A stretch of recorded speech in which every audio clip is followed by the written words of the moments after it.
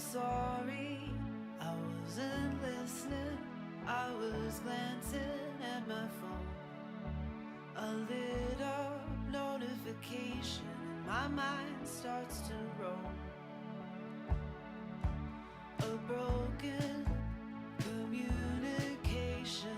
We're together, we're alone. We are always surrounded, even at home.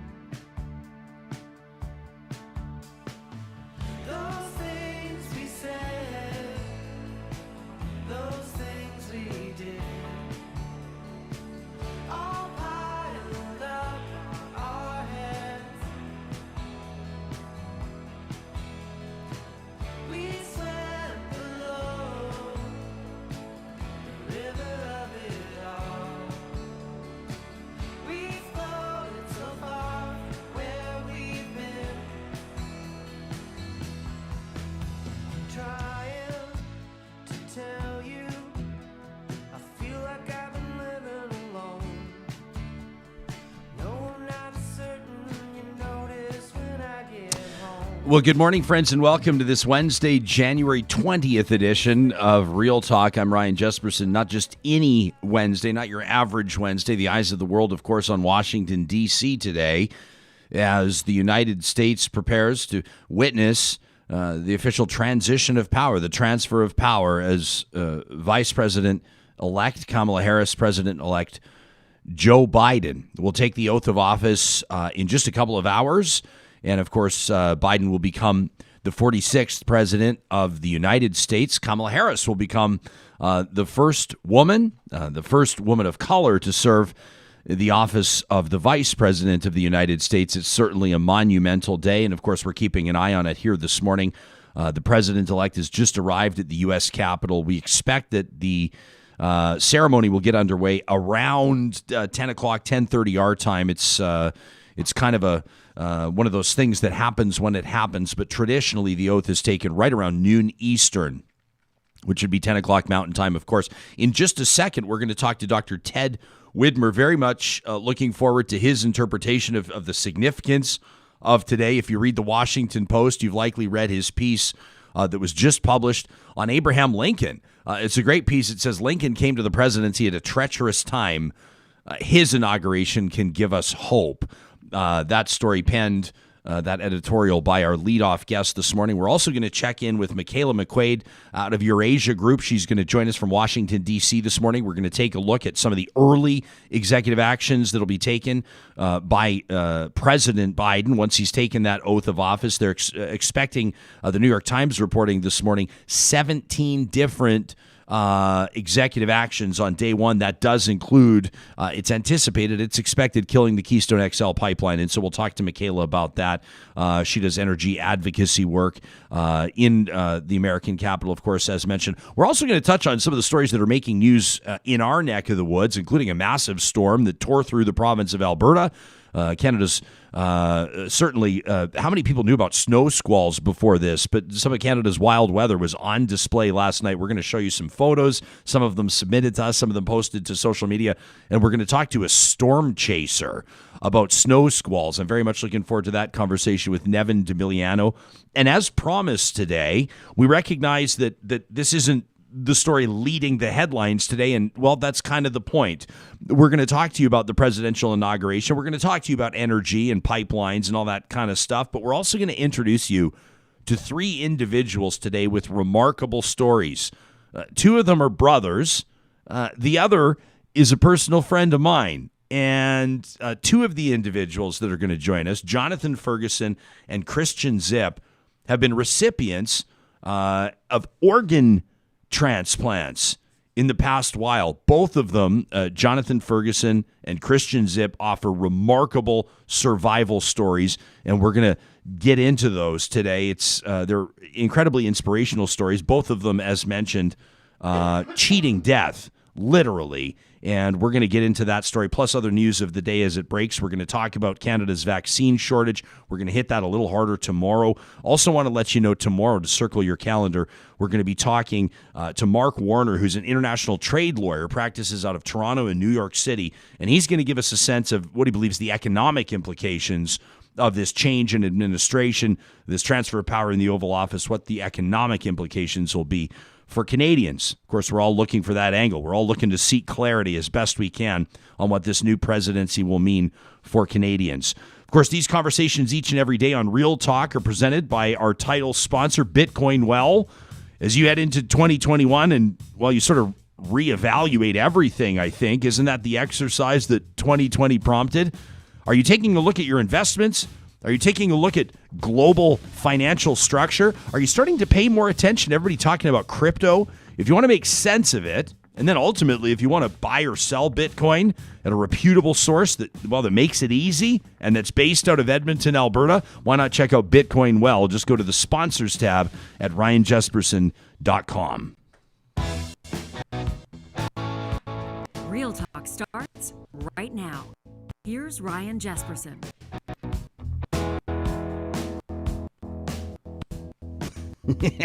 We promise that our show will not be as choppy as our opener. We're working on it. Looking forward to our first conversation today. This is this individual was right at the top of our list when we were putting asks out for coverage on Inauguration Day. His piece in the Washington Post published on Monday, Lincoln came to the presidency at a treacherous time too. His inauguration can give us hope. Ted Widmer was a speechwriter in the Clinton White House, a senior advisor on a number of different files. He's a historian, a writer. His latest book is Lincoln on the Verge, 13 Days to Washington. Dr. Widmer, thank you so much for joining us here, and welcome to Real Talk. Hey, Ryan. Great to meet you. Happy to be here. First of all, we're gonna take our conversation back to 1861. You have a remarkable way with words, which is not surprising for a former White House speechwriter and a historian. But why don't we start off by asking for your observations today? I mean, as mentioned, the eyes of the world are glued to D.C. today. Inauguration Day is significant to many, many people outside of the geographical boundaries of the United States. How about for you on American soil? We're feeling a lot of happiness that our system works. There was a once in a century assault on American democracy by Americans 2 weeks ago, and we got through that, and the system continues to work. Today, we've had a lot of normal headlines. We had a president writing a note to another president. That's good. We want normality again. We had a normal departure from the White House, and we're having a normal church ceremony followed by an inaugural address, and it's all getting back to normal. And that's what we want for our neighbors in Canada, and it's what we really want for ourselves. We want to get back to being a country people look up to again. Ted, when it comes to the stability that you think that this will restore, I've seen some commentators say this is, this transfer of power today restores stability and maybe even sanity at the White House. How significant is that with regards to, the work that you've seen done in the Oval Office, the kind of thing that Canadians are going to pay attention to, which is international relations, diplomacy, trade policy, economic activity. For the last 4 years, I think back to renegotiating NAFTA, for example, the U.S. Mexico-Canada agreement. You talk to some of these diplomats, these elected officials from other countries, and they would acknowledge that dealing with the Trump administration was unlike dealing with any other political leader they'd ever encountered. Yeah. Well, that's a lot to unpack, but I want to begin by saying how much I personally love Canada and Canadians. I've spent a lot of summers in Nova Scotia, which isn't so far from where I live. And, it's just a great country. And I would say we're each lucky to be neighbors with the other. I'm sure there are some days Canadians aren't loving Americans as neighbors, but for the most part of our history, we've had a lot of peace and prosperity and shared values. And that last point, I think we all want to get back to the values, democracy and human rights. Canadians have consistently stood up for human rights around the world, including very far from Canada. And I'm optimistic that President Biden will again stand for those values, that we won't just coddle dictators around the world, or put the pursuit of private deals to benefit special friends over the real workings of foreign policy to benefit entire nations and peoples. So I think right away Canadians can expect predictability, transparency, and just a kind of decency in U.S. foreign policy, the way people used to look at America. Ted, you referenced, and I want to get into your piece in the Washington Post in just a second, brilliantly written, and a few things I think that some people might not have realized about Abraham Lincoln's journey, his physical journey even to his inauguration. But, this one today, January 20th, 2021, will go down in history as a very unusual inauguration, a very unique inauguration, obviously very limited attendance, for obvious reasons. You referenced the insurrection, that domestic terror attack on Capitol Hill back on January 6th. The imagery is spectacular. I mean, we take a look at some of these flags that have been posted here. This tweet from Brandon Chatterton, it gives you a sense of some of the symbolism here. We saw it from President-elect Biden last night in his memorial to the hundreds and hundreds and hundreds of thousands of Americans that have died or fallen ill with COVID-19, that have survived that pandemic. It's different, and it's been a stressful time for the United States and for the world, and it's hard to believe that it was 2 weeks ago that this insurrection was evident. How are you processing how today is different, and what sort of a different feel do you think that you and your fellow Americans will be experiencing because of that? We have been through a ton. I mean, every country on earth has wrestled with the virus. We had a kind of extra virus inside our country of demonization of other people, sometimes based on religion and skin color, and sometimes just different political values. And I feel like that fever has broken. It's hard to explain exactly, but the failure of the assault on the Capitol has led to a desire, I believe, from people from a lot of different political backgrounds to begin to put our differences aside and to be one country again. And that's the feeling I have talking to friends today, that let's give this new president a chance. He's not an outsider the way Abraham Lincoln was. He's an insider. He's been in Washington for a long time. Right now, that feels like a good thing. We often like to get an outsider to come in and fix Washington, but right now I think having someone who knows the system, who has friends on the other side of the political aisle, all of these things are feeling healthy right now. Dr. Ted Widmer is our guest, a historian, a writer, a speechwriter in the Clinton White House. A remarkable piece in the Washington Post published on Monday takes us back to February of 1861. You say Lincoln came to the presidency at a treacherous time too. Can you humor us with a history lesson? Can you remind us what the United States looked like around that time? Well, I appreciate all the nice things you're saying, Ryan. And this is all in a book I did in the last year called Lincoln on the Verge. It's a story of this really hard 2-week period in his life. Lincoln is so famous that I didn't want to do a biography. I wanted to focus on a small amount of time. And I found this train trip he took over 13 days. And I mean, there are some of the world's most beautiful railroads are in Canada, as your listeners know.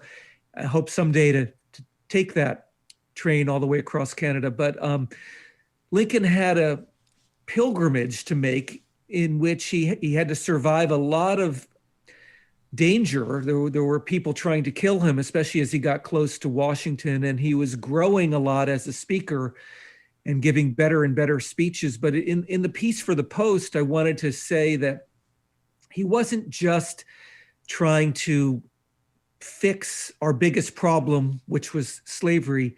He was trying to fix a broken political culture. Washington had really become a terrible place to do politics. And my point was, it has also been that for the last 4 years. It's really toxic. And that Lincoln, among other things, not only did he win the Civil War, but he issued punctual annual reports on the economy, messages to Congress. He invested in education and infrastructure, and he did a lot of different kinds of governance. And I feel that Biden will do the same kind of leadership. He's someone who likes governance. Donald Trump obviously did not. He was an outsider from before he won office, and then even while in office, he didn't really like the nuts and bolts of governance. And governance is not a bad thing. We need to somehow govern ourselves and not hate ourselves while doing it. So I hope we get back to that. Ted, if you were writing the speech for President-elect Biden today, what would you be focusing on?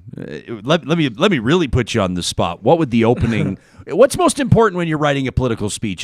It builds and builds to that iconic statement, right? But I sort of think of the JFKs or the Ronald Reagans or those iconic moments. What would you open with, and what would you focus on in the speech today? Well, in our pretty short attention span media, it's good to have a couple sound bites. And I've been there too. I was someone trying to come up with a sound bite. It's also a pretty rare chance to keep people's attention for longer, like 7 or 8 minutes. I mean, this is one of the longest speeches you will get a big audience to listen to all the way through. So it's a chance to maybe go into some deeper truths. I think the soundbite, the short, strong message will be unity. We need to get back to unity, to trusting each other again, to not attacking our public buildings or people. I mean, 5 people died 2 weeks ago. But I think there also are some subtle messages that will be good to give out to the people. And that is, one thing that's been on my mind is I don't think the two different sides bear an equal share of the blame. I think the Republican Party really has a lot of soul searching to do. There are many good Republicans, and I'm friends with a lot of them, but the sickness in our society came through that side and not equally through both sides. So I think somehow Joe Biden has to ask them to do some soul searching and come up with a better politics of their own so we can all work together as one nation again.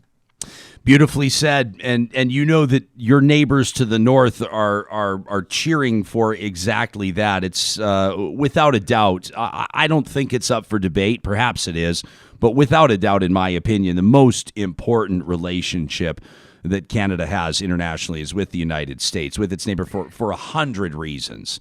And I would say right back at you. I think we Americans take it for granted that we have a peaceful, talented people, a large country and a populous country could cause us no end of headaches if they chose to, and they don't choose to. We all want to work together and invest in companies together and go peacefully back and forth across the border together. It's, I've crossed that border peacefully probably at least 30 times in my life going up to Canada for summers. And we want to get back to that, both because there's no fear of disease, but also because we just like being together. And that's great for both countries. Dr. Ted Widmer earned his PhD at Harvard University, a historian, a writer, a former Clinton speechwriter, author of Lincoln on the Verge, 13 Days to Washington. We sure appreciate you joining us on this momentous occasion, the inauguration of the 46th President of the United States. Thank you for this, Ted.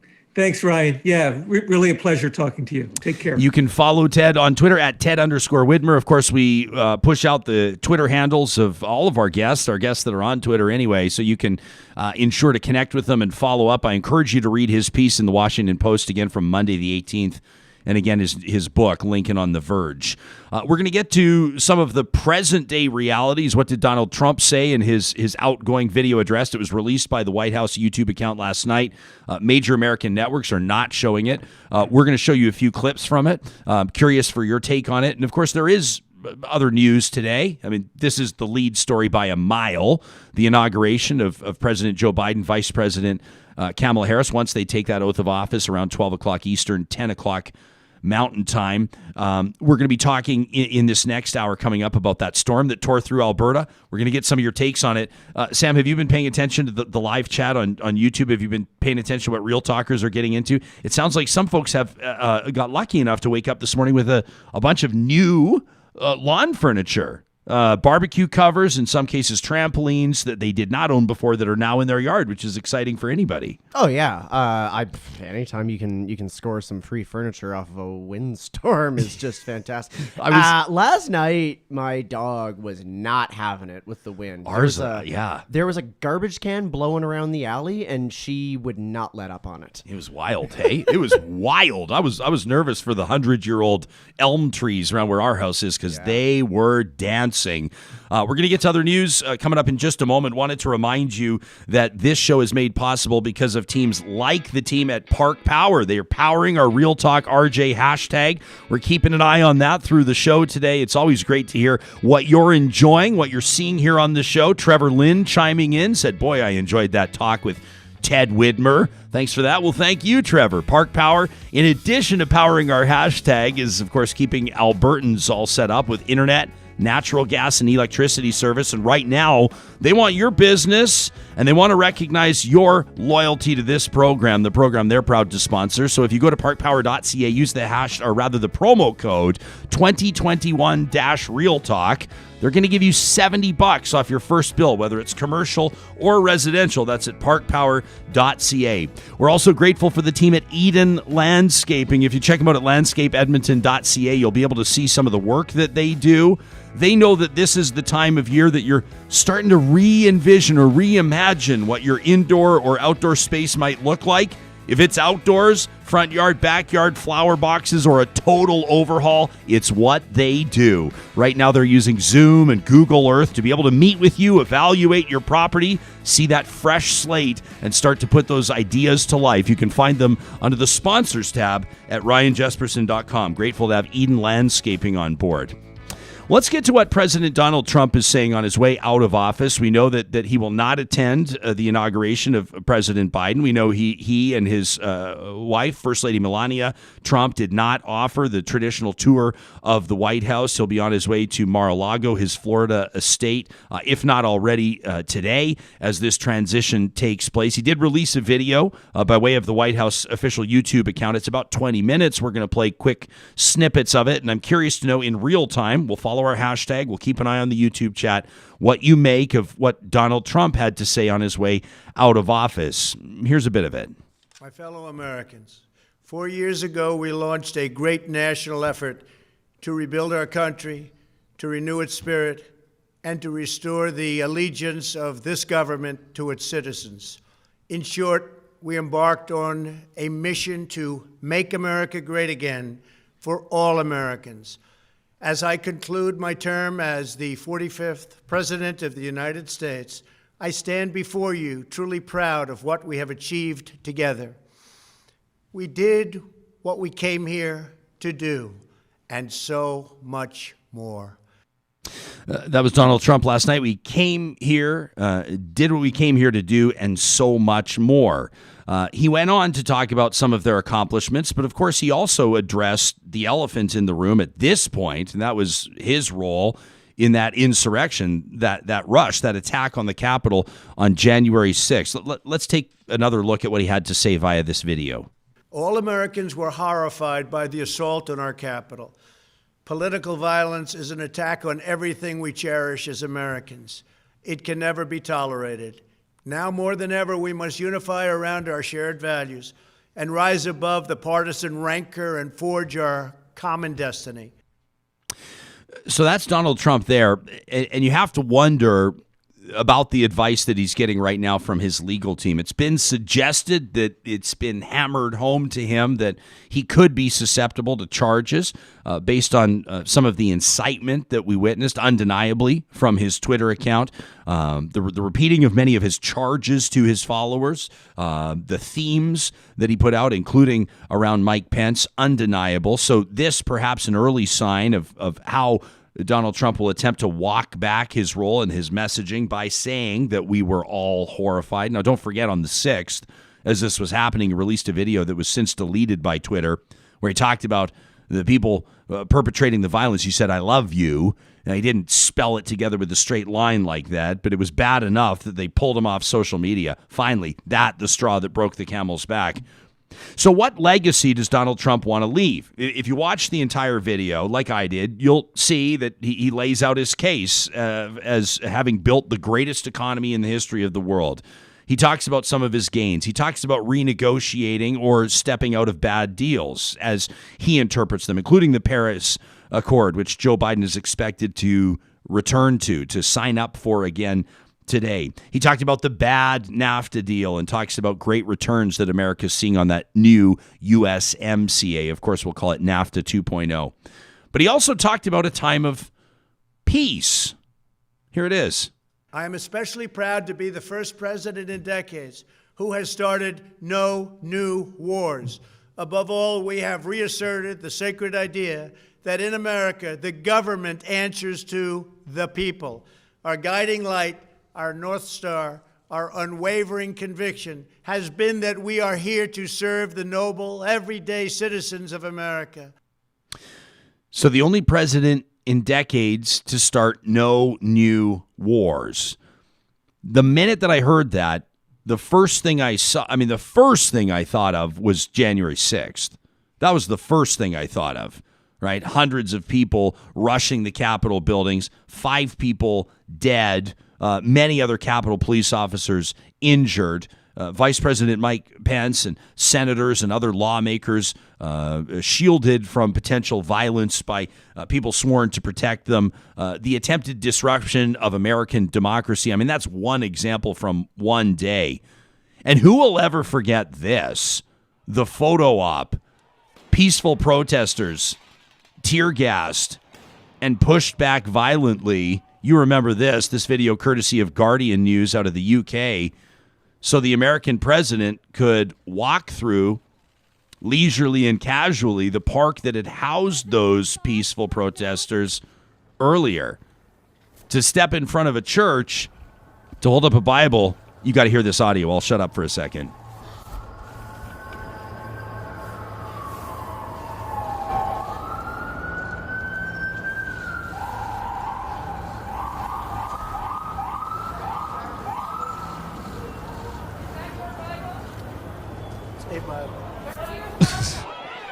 As sirens sound in the background, is that your Bible?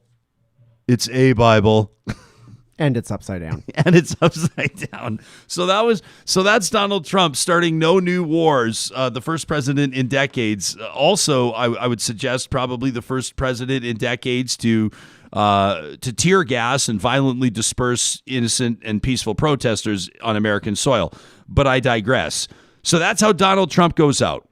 He goes out certainly not on his own terms with regards to how he believes the election was carried out.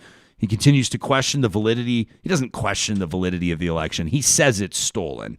He will continue to say the election was stolen. And he will go out like a petulant child, refusing to attend the inauguration, refusing to respect tradition, refusing to honor the very same American people he says he's been so proud to serve. And today I join the chorus saying good riddance.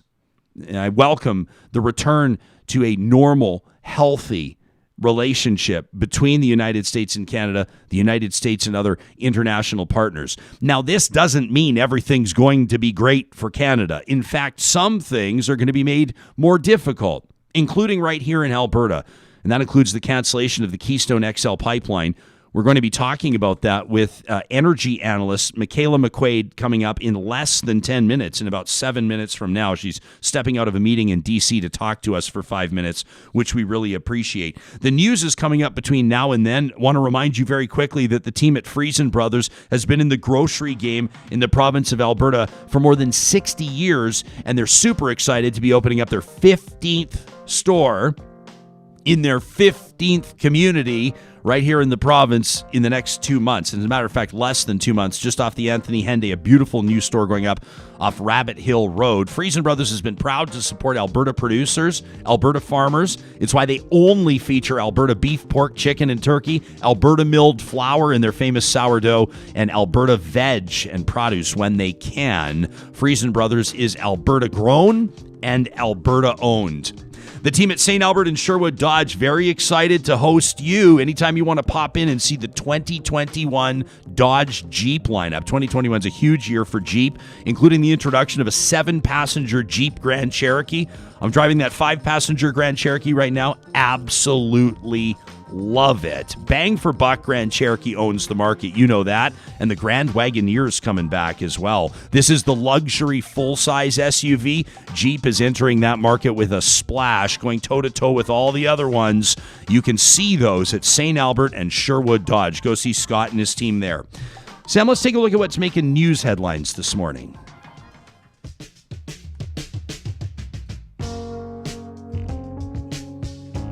Well, of course, we're just about an hour away from what we expect will be the kickoff to the inauguration. The ceremony, of course, every 4 years. We see it in the United States. This one, the transition of power. The Republicans back to the Democrats. Vice President-elect Kamala Harris, President-elect Joe Biden will be taking the oath of office. We expect around 10 o'clock Mountain Time, noon Eastern. 17 executive actions expected from President-elect Joe Biden today. His first day in office, including the cancellation of the Keystone XL pipeline. He will stop the Americans' withdrawal from the World Health Organization. He's going to launch a 100-day masking challenge. He's going to ask 300 million Americans to wear a mask every day for 100 days. He's going to rejoin the Paris Climate Accord. He's going to rescind the Trump administration's 1776 commission. And he's going to ask organizations and agencies to ensure racial equity. He's going to require non-citizens to be included in the census. And he says he's going to undo Donald Trump's expansion of immigration enforcement within the United States. That's a short list, and we'll continue to cover this in days to come. On the vaccine front, it's worth noting that Canadian provinces, including here in Alberta, are sounding the alarm after Pfizer has announced it will ship Canada only half of the vaccines originally planned for next month. It's retooling its production facility in Belgium. This means that Pfizer has now deferred, in other words, canceled all shipments to Canada for next week. Now, Canada was supposed to receive about 735,000 doses between Monday of this week and Valentine's Day. Now, we've already received 600,000. Well, that's not the case anymore, and provinces are scrambling. Ontario's Premier Doug Ford only shoots from the hip. It's why some people love him. And yesterday, this is entertaining. If it weren't such serious subject matter, I'd be crying. I was laughing so hard. I actually love Doug Ford for how he's handling this. He says if he was in charge, this is what he'd do to make sure everybody gets the vaccine. You know, it makes me very, very angry. And I want to make something clear. I'm not angry at the Prime Minister, Deputy Prime Minister. We've been working collaboratively. I'm just angry at the situation that other countries are getting at.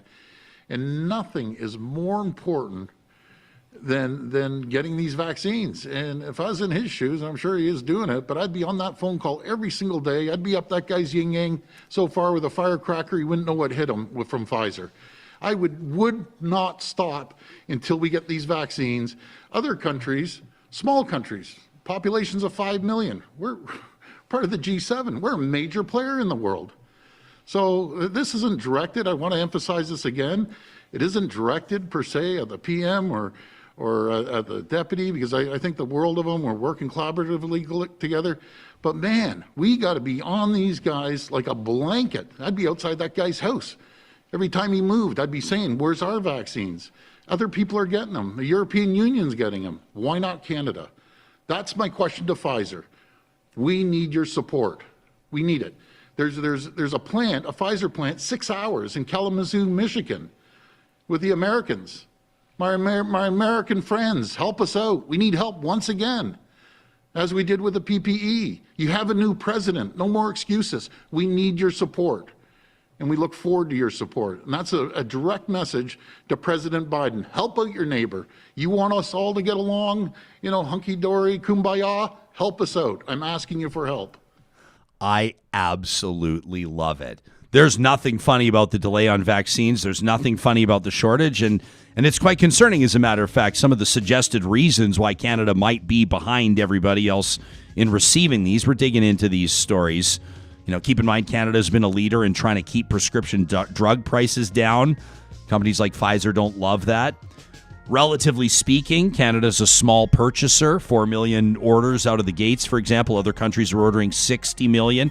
Many reasons being suggested, but you gotta love a guy like Doug Ford saying, I'd be so far up that Pfizer guy's yin-yang with a firecracker, he wouldn't know what hit him. That's incredible. That's Premier Doug Ford out of Ontario. Let's turn our attention to the energy file. Excited that our next guest has been able to clear 5 minutes for us on a very busy morning in Washington, D.C. That's where she lives and works as an energy analyst with Eurasia Group. It's a firm that specializes in assessing, advising on geopolitical risks to inform major businesses and investment decisions around the world. Mikaela, welcome to Real Talk, and thanks for making time for us today. Thanks so much. Happy to be with you. So we know the 17 executive actions expected from President-elect Biden today, pretty much the minute that he takes the oath of office. One of those is the one that Canadians and especially Albertans have been keeping a keen eye on for probably 2 or 3 years now, which is what's going to happen with Keystone XL. This is the exact type of thing that you work on. So what are you observing? What are you expecting? It is. I don't think it's going to come as a surprise to most people that spend a lot of time watching the energy and climate space and have followed the campaign over the course of the last year pretty closely. I think we're expecting Biden to make good on his promise for immediate action, and chief among those priorities is on energy and climate, which obviously KXL is going to feature prominently in terms of demonstrating a really early and strong signal to a base that cares deeply about climate change. A very clear signal from the White House that they're committed to those objectives in the face of 4 years and a legislative agenda that's going to be increasingly difficult to get through with a really slim majority in the Senate. So you advise governments, corporations on risks around investment. What sort of a message do you think if President Biden cancels a project that's already completed to a certain degree? A lot of pipes have been laid. Billions of dollars has been spent on this. Do you think that would be a concern to him? Does this send ripples through the international investment market? What does this do to energy, for example? I think it introduces a considerable amount of market uncertainty, to be sure. And I think that on KXL, it might be a little bit different because for the better part of a decade, this has been what my colleague refers to as a zombie pipeline, the pipeline that Obama couldn't kill and Trump couldn't build. So for the past 10 years, public support for the project has been waning. And I think that consistent signals from the incoming administration have been that this was going to be the outcome for KXL. So I think to a certain degree, that's contained. Where I think that we're going to focus in terms of assessing market risk to future projects is what the administration does to posture on projects like Line 3 and Line 5, which are both important to Alberta's economy, as well as the Dakota Access Pipeline, which has been increasingly controversial here in the U.S. as well. So I think when you look to those other projects, assessing the degree to which the federal government will rescind federal permits that it doesn't see as in the national interest, that's where we will be watching. So Mikaela, that, sort of the consensus opinion here in Alberta seems to be it's obviously not ideal. It's far from ideal if Keystone XL is canceled, but as long as we've got TMX and Line 3, we're fine. People are listening from the other room, steaming milk for their latte, and they just heard you say Line 3, and now they've run back in the room to turn it up. Let's talk about that. Absolutely. I think the above ground political risk for those projects remains considerable. And I think what you're going to see is the Biden administration distance itself as much as possible from those projects and defer to the will of the states, which have been largely the point of most uncertainty in terms of driving local and state level legal challenges against those projects that have been effective in delaying or at least obscuring the permitting processes for those projects. So now that KXL will be out of the way, so to speak, not to be crass, all eyes in terms of environmental activists will be focused on those projects and trying to force Biden into a place of being a little bit more activist and interventionist. But I think what we're going to be paying attention to is how Biden manages the expectations of two really important constituencies. One, on the environmental front, the climate activists, not only among their voter base, but among their body in Congress and how much they want to see progress there, but also on the labor side. Unions have been a key constituency for Biden and the Democrats and will continue to be. So balancing a group of people that doesn't want to see any projects and a group of people that needs to see projects to get people back to work, especially in the wake of COVID-19, those are going to be the balancing acts that Biden will be subjected to. So we know from indications, Joe Biden's Jen Psaki's incoming press secretary has indicated that he intends to rejoin the Paris Climate Accord today. It's not the stroke of a pen. It'll take about a month, they say. But that's one of the things that he campaigned on. It's one of the things he's promised to do. When I ask you what you're expecting to see from 46 on climate and energy issues, I'll admit I'm somewhat unfair because I'm asking you to base it on campaign promises and platforms which don't always manifest themselves in reality. But big picture, what's going to change in what you're telling your clients moving forward in dealing with this new administration? Absolutely. Well, first and foremost, I think there's a lot of remit of the executive level here in the United States to re-regulate a lot of the environmental policy rollbacks that the Trump administration did over the course of the past 4 years. So that's going to be a starting point. The other really big difference between the Trump and Biden administrations is the degree to which the government is willing to inject stimulus dollars, especially for COVID-19 recovery, into green-related streams. And I think that between before and after the Georgia elections, that's the biggest differential that we saw in terms of the injection into the economy and those relative green priorities. In terms of the Paris Agreement, I think that you can expect a lot of climate diplomacy from Biden, especially with limited prospects on the domestic front in terms of that legislative agenda.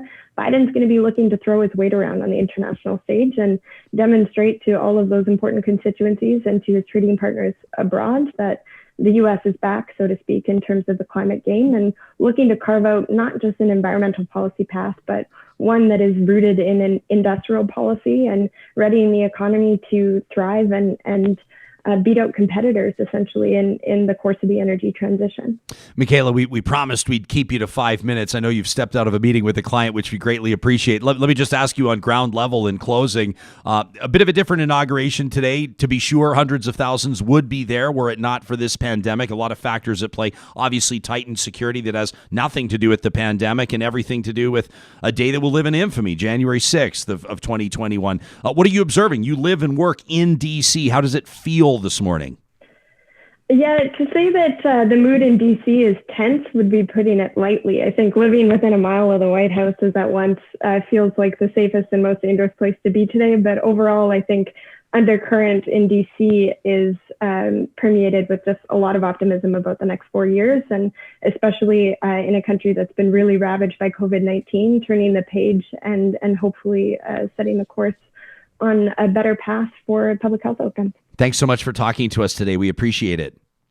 Always. Thanks, Ryan. You bet. Mikaela McQuade is a climate and energy analyst with Eurasia Group. They assess and advise on geopolitical risk. You heard to inform major business and investment decisions. She's worked in the energy sector in Alberta. She's worked for the government of Canada in climate and energy issues in past. Why don't we take a look at what Joe Biden had to say last night? This feels almost, to be quite frank with you, to be honest with you, it feels a little bit dated. And this was just over 12 hours ago. President-elect Biden saying goodbye, in a sense, to his home state of Delaware in somewhat of an emotional address. And, of course, it was an emotional night last night as Kamala Harris and her partner, Joe Biden, and his partner gathered together to honor the Americans that have died or fallen ill and recovered as a result of COVID-19. But here's what President-elect Joe Biden wanted to put in front of the American people last night. I am proud to be a son of Delaware. And I am even more proud to be standing here doing this from the Major Beau Biden facility. Ladies and gentlemen, I only have one regret.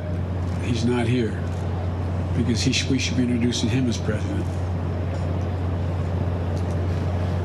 But we have great opportunities. Delaware has taught us anything's possible. Anything's possible in this country. So God bless you all, and may God protect our troops. Thank you. So that was Joe Biden late yesterday afternoon into the evening. Of course, Beau Biden, the eldest son of his, who passed away in a car accident, and obviously is a huge. You've heard his name invoked many times on the campaign trail. When people talk about some of the empathy or sort of the ground level relatability that Joe Biden demonstrates as a politician, a lot of that stemming from some of the personal tragedy. It's not just that, but some of the personal tragedy that he's endured in his life. A pretty meaningful moment there, certainly last night as he prepares to take that oath of office. So there we have it. It's a big day. Sam, are you, when it comes to a Canadian paying keen attention to this inauguration, I think it's safe to suggest, I've noticed that Kaylin, for example, is one of our Real Talk audience members. She watches live from Vancouver, and she was wondering today, anybody else out there got two screens going this morning? We're in the exact same boat. Here we are doing the show live from our Real Talk studio, and on one of our studio monitors, of course, we're watching coverage of that inauguration as well as Kamala Harris arrives on the platform. We saw former President Barack Obama is there. Saw Texas Republican Senator Ted Cruz is there. That surprised me. Does it surprise you a little bit? Why do you think? Because Cruz is still sticking with Trump. We talked about that a little bit yesterday. Right to the bitter end, he was one of the objectors in the Senate. He's gone to the wall for Trump, and he planted his flag right at the 11th hour that said Trump is still my man. So I'm very surprised. Pence denounced the riots much stronger than Cruz did. And Pence actually has a role to play because he's sort of the figurehead of the old administration in the inauguration today. But it's, it was, I thought it was bizarre that Ted Cruz was there. Yeah. By the way, thanks to Gene on our live YouTube. This is amazing. You guys are amazing. Our Real Talk live audience this morning, every morning, blows our mind. But thanks to Gene for the fact check. You're absolutely correct. You're absolutely correct. Beau Biden passed away from illness.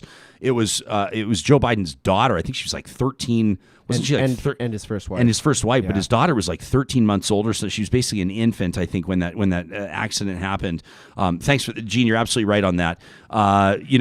Sean says, yeah, you guys are up against the inauguration, but we've got dual screens going in our house as well. We're grateful to be on one of those screens, and we're watching alongside everybody else today. Our coverage today, talking to Mikaela there about Keystone XL, talking to Dr. Ted, who joined us out of the gates today, Dr. Widmer. Appreciate that. Former Bill Clinton speechwriter. We were thrilled he agreed to join us on what this means for Canada-U.S. relations. And again, tomorrow we'll talk to lawyer Mark Warner about the economic implications of all this. But it's big.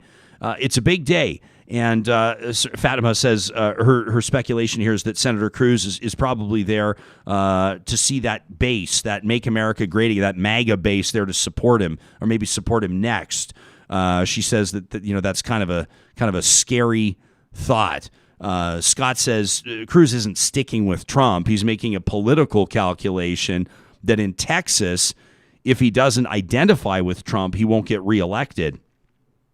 That was interesting commentary from Eric Cedillo yesterday, the attorney out of Dallas that joined us. Eric practices in Dallas and San Antonio, and he does a lot of work. We didn't spend a lot of time talking to him. I kind of regretted it when I looked back on that interview yesterday. We spent a lot of time because he's an expert, and he was able to comment on the impeachment and the proceedings and what could Trump do or not do, could he influence or not influence there. We talked about pardons, some of the anticipated pardons that were to come down and be announced. People were expecting a list of like 200 pardons. But we didn't spend a lot of time talking about, we touched on immigration policy, but if I can put it casually, and that does not mean that I take it lightly, but the kids in cages. That was one of sort of the early, for critics of Donald Trump, early in his presidency, or relatively early in his presidency, people would talk about the kids in cages. And some of these kids that had been separated from their parents, and in some circumstances, tragic circumstances, looks like they may never be reunited because of poor bureaucracy or file keeping or whatever the case may be. But Eric Cedillo talked a bit about that, and he's done a lot of advocacy with Latin American clients and agencies and organizations out of his home state of Texas. But I thought it was interesting yesterday when he talked about the potential fickle nature of Texas Republicans. Typically, you see Texas as a red state. You typically see Texas as a Republican state, but he talked about it potentially going blue. And he suggested yesterday that if Texas were to ever go blue, that Republicans could all but forget about ever getting the White House back. I thought that was an interesting remark that he made. Yeah. I don't know a whole ton about Texas politics. We've seen, I guess I'd cite Beto O'Rourke as being kind of the bellwether in the last few years, suggesting that Texas kind of has the bend. But I mean, Texas is also very, Texas is similar to Alberta in dozens of ways, but I think it's also one where there's this very key urban-rural divide where, you see in the urban centers, especially places like Dallas and Austin. Austin especially has so many parallels to Edmonton. There's such a big really arts does. community there. There's such a big, there's a real startup focus there. There's a real it's a bit of it's a little bit more of like a liberal bastion in the middle of this sea of red. Yeah, I've even got my bumper sticker that says "Keep Edmonton Weird," which is just a straight up rip off of Austin's marketing. And Portland. Yeah, you're exactly. Yeah, who had it first, Austin or Portland? I don't even know. That's a great question. That's a great some point. Points in order if somebody can find that out for us. Yeah, I love this from Shalane, who's watching us live. Good morning to the Ferguson household. She says, we've got triple screens going on today. We've got Real Talk, CNN, and she's got a third screen with her Twitter going. She says, I'm taking a Tylenol now for that screen headache that I lecture my kids about. Yeah, I know. I'm letting you may have noticed I'm letting my eyes rest this morning. I took my glasses off to let my eyes rest because it's been like nothing but standing in front of screens, sitting in front of screens for the last 24 hours getting ready for this. Is Nevin set to rock and roll on this? He's not. Okay, doesn't matter. We're going to do a quick mention here. Want to remind you that we're grateful to have the support of the team at Kubi Energy. If you're thinking ahead to maybe some of the changes that you're looking to make some improvements around your place and you've heard that talk, maybe you've seen a neighbor get that solar system installed, those panels on their roof, and you go, gosh, I wonder if that might be a fit for me. The team at Kubi Energy is Tesla certified, and they're only using certified Red Seal electricians to do their installs. In other words, they're trustworthy. I mean, you want to go see their work in the capital city here of Alberta. I mean, check out what they've done at the Edmonton Convention Center. If you live outside of Edmonton, Google it. Beautiful building, amazing solar installation. That's Kubi Energy, and they want your business, so much so that they'll do all the paperwork for you, including permits, even rebates available. Check them out at kubienergy.ca. And don't forget, every Monday we present Positive Reflections, presented by Kubi Energy. Positive Reflections is your statements, your photos, your videos, what made you happy, what restored your faith in humanity. You can send those anytime through the week to talk@ryanjesperson.com. We're also grateful for the team at Local Waste. I was driving around town yesterday, running a couple of errands on my way home from the Real Talk studio, and I'm starting to see more and more of these bright green local waste bins pop up. And I mean, I'm just saying, but I have to wonder if some of these Edmonton entrepreneurs, these small businesses are real talkers that have reached out to localwaste.ca and taken their business over there away from the big international companies. Chris and Lauren want to hear from you. 780-242-9746. They love to talk trash. Why don't we take a look at some storm photos? This was absolutely wild last night. Had you even, Sam, you're a smart guy. What was the word? I wanted to give you credit for this, and I did not give you credit the other day because we hadn't yet determined if you were correct or not. But when I invoked jackalope, in other words, the marrying, the dovetailing of two different words into one, you identified you were referring to a portmanteau. A portmanteau, which I typically consider myself to be, like a 7 out of 10 wordsmith.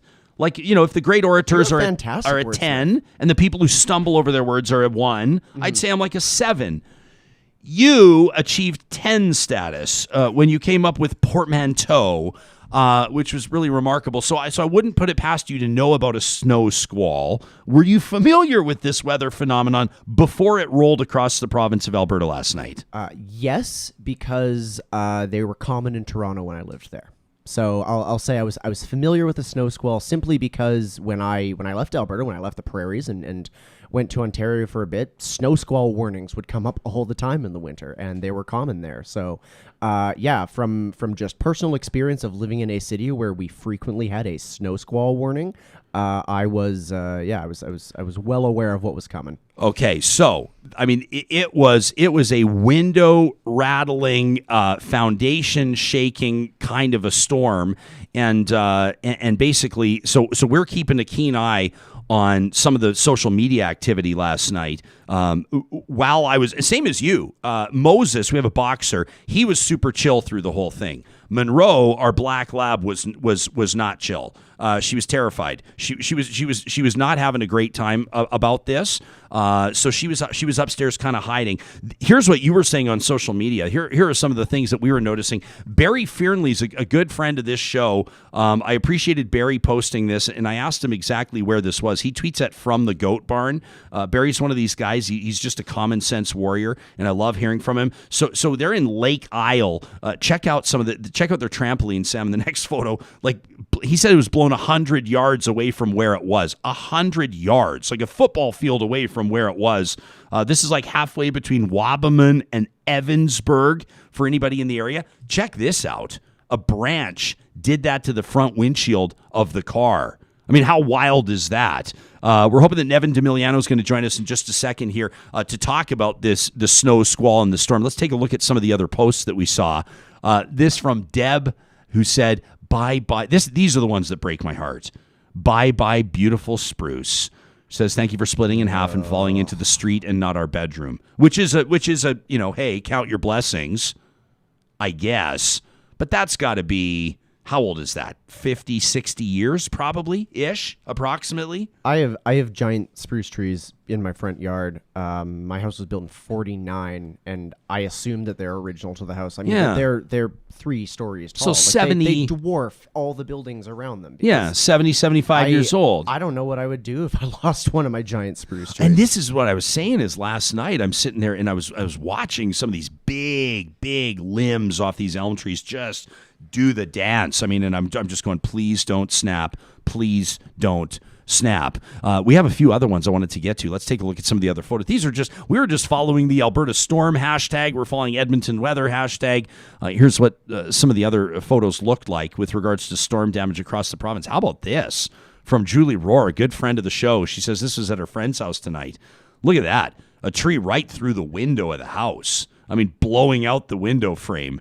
That's pretty wild stuff. I think we have a couple more here to take a look. This was funny from Kate Cousy down in Calgary. She says, here's webcam of Calgarians right now. Kate, that was very well played and nicely done. So, yeah, I know that there's no doubt that people sort of had their night interrupted. Nevin deMilliano is, he's a storm chaser, which is just about as cool as it gets. And we're grateful that he's been able to make time for us this morning. Nevin, welcome to the show, first of all. These snow squalls, not everybody's familiar with them, myself included. What's this all about? What makes it happen? How unusual or rare are they? Yeah, first of all, absolutely my pleasure to be here, Ryan. And snow squalls are, I guess if you were in one, you'd probably describe it as a mini short-term blizzard. It's not a perfect technical comparison, but if you're caught in one, that's probably likely how you describe it. Okay, intense wind, very limited visibility, things like that. Yeah, and the wind was just furious last night. I mean, we've seen evidence of it. Full-size trampolines blown a football field away from where they stood. I suppose to a certain degree, storms like these can be pretty dangerous. I know a lot of people that are chiming into the show right now are saying that they were actually a little bit fearful last night, as much as they might hate to admit it. They were wondering what might be going down. Yeah, I mean, fortunately, we were mostly all at home, but if you're caught out in the storm traveling, I think that's kind of the worst place to be. The risk for me is always thinking about those chain reactions. You ever seen those videos of like semis chain reaction collisions? And snow squalls are kind of accustomed to that for sure. Yeah. Tracy says we were in the hot tub when we thought it had died down enough, but a huge gust came, took our towels over the fence and down the street. Tracy, hope that didn't leave you in a tough position. Greg says we had branches scattered all around here, but luckily didn't lose any of our trees. Courtney said that in their neighborhood, they spent most of the summer taking down the old trees that could be damaged in future. Nobody's planted anything new, though, Courtney says. Really miss that canopy. So, Nevin, yourself, I mean, I want to talk about what you do. And I mean, I've following you at Swift Chaser on Twitter, just remarkable. Some of the scenarios that you get into and the passion you have for weather. For a guy like you last night, you probably approach it or view it or even enjoy it a little bit differently than most people. What was your evening like last night? Yeah, when I saw the forecast come out, I definitely kind of planned on, I mean, I didn't have much else to do anyway, but I went outside and sat on a patio chair and kind of let the wind just hit me and kind of make me feel like it's summer again in July and storm season. Amazing. So this is, people, I feel like every time I talk to a storm chaser, we should offer that little caveat that reminds most people that they shouldn't drive into the eye of a storm or shouldn't be chasing tornadoes. How do you do what you do? How do you ensure safety? And what drove you to this in the first place? Yeah, great questions. I think there's a lot of science that goes into chasing and a lot of practice and a lot of learning before you're able to safely kind of do it. Anyone can be a storm reporter, and I think all of us on the prairies have experienced severe weather. So from that perspective, it's always great to report these severe weather events because eventually we'll always be in one. All of us will be in one. But if we're going to try to find these kind of storms, we have to prepare by looking at weather models, using a lot of that meteorology and applying it. And then when we're on the storms, we likely already know which way they're going to be moving. And so we can truly chase the storms rather than be chased or hit by them because we can't do a lot if we're within it. Yeah, no kidding. So Nevin, for the thing I most want to do is drive people to your Twitter to follow you at Swift Chaser. It's a remarkable follow, and some of the stuff you put out there, I mean, we've benefited from it greatly from an education standpoint, as well as, quite frankly, from an entertainment standpoint. You have a documentary coming out. What a cool project. My understanding is it airs this Friday and next Friday on CBC. Before we thank you for your time, can you tell us a bit about it? Yeah, you betcha. So we were humbled to be approached for a project to kind of film Canada's wildest weather. And the Prairie Storm Chaser team, that's a group of 5 of us, we were able to be part of this project where we were documenting these severe storms that we pursue every year across the prairies. I never thought that enough people really saw these storms, and we just wanted to share these storms with everybody. We'd love to take everybody on a chase if we could and do it safely, but this is kind of the best way to do it. So we're really, really happy with how it turned out. And I hope everyone can kind of join the chase with us. Either this Friday is the rain episode or next Friday where you'll see a little bit more of the behind the scenes Prairie Storm Chasers in chase mode. That's January 29th. Okay, Nevin, when the news cycle chills out a bit and when it's not Inauguration Day and when pipelines aren't being canceled and when all hell's not breaking loose at the Alberta legislature and in Ottawa and everybody's not trying to get vaccinated and things chill out a bit, will you promise to come back and show us videos and show us photos and teach us a whole bunch of cool stuff? Oh, I'd love to. I'd even love to chime in live from the field one day. Oh, we do that. Well, let's just do that. Or maybe Sam and I can take the show on the road and we'll join you somewhere. But yes, let's make it. I knew you'd like that idea. Nevin, we'll connect again soon, but thanks for doing this on short notice. We wanted to check in and get a sense of what it was we were witnessing last night. So thank you.